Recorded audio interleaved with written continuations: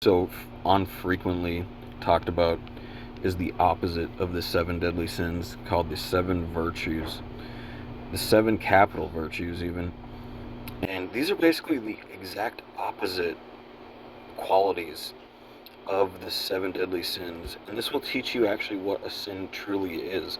Because it's easy to get wrapped up in the Americanized language definitions of words like lust, gluttony, greed, sloth, envy, wrath, and pride. But in order to truly understand what they are, you have to understand what the opposites are, right? And one thing I really like to teach people is envy is the state of seeking to do evil and harm to another being. Envy is like planning to steal from somebody or planning to hurt somebody. And the opposite of envy in the seven virtues is kindness, which is seeking to do nice things to people, which is exactly what I've been teaching people the state of envy is. Same thing as like sloth. Sloth is not doing, eating too much. It's actually not being diligent to do your job. And that's what diligence is, right? The virtue. Gluttony, for example, too as well. Temperance is here. Temperance is the ability to like abstain and withstand and say no to things, right? And especially when you don't need them, right? So choosing to say no when you don't need them, when you're not in need, is temperance, which a lot of people don't understand too. Like gluttony isn't just like being fat and eating a lot. That isn't a thing. Like some people are born fat, and some people are just like naturally not gluttonous but look like they are.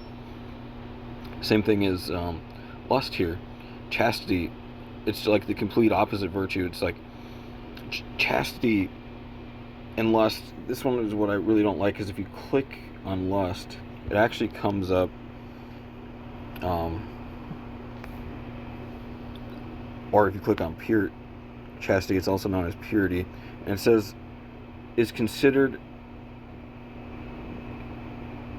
someone who chooses to refrain from immoral sexual activity, basically. Sexual activity that is considered immoral. Alright? That is the major definition of chastity right here. Immoral. Meaning moral sexual activity or desire to conduct immoral sexual activity is actually lust-free. And you practice chastity by having intimate relations that are morally righteous. I want to go over a lot more of these, but a lot of this is actually self-explanatory. I just wanted to go over like the common misconceptions of the seven deadly sins, because the seven virtues clearly defines what the sin truly is. And one more thing I want to say here is pride. This one is commonly misinterpreted. Pride is the state of thinking that you define the law or all laws in all regions. It's kind of synonymous with extradition. Basically, if we take our law and apply it to another vector outside of where we are, accoladed, right? Allowed to be in, you're enacting in pride a sin. So war that is not done righteously can be considered to be pride.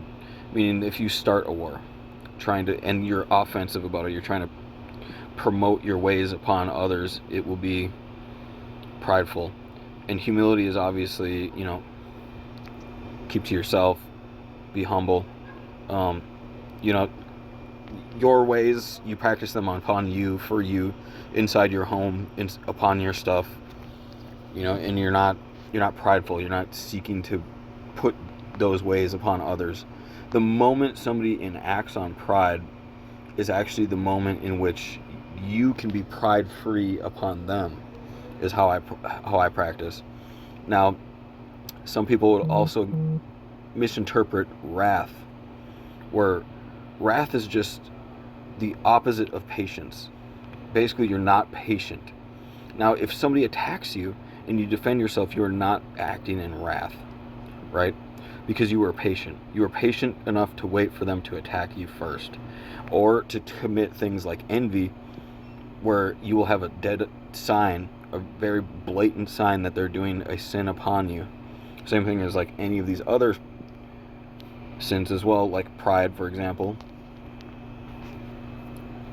But there is my quick 7 capital virtues video, rundown on misconceptions of the 7 deadly sins through the opposites of the 7 deadly sins. Thank you for watching. OMG Bomber out. Peace.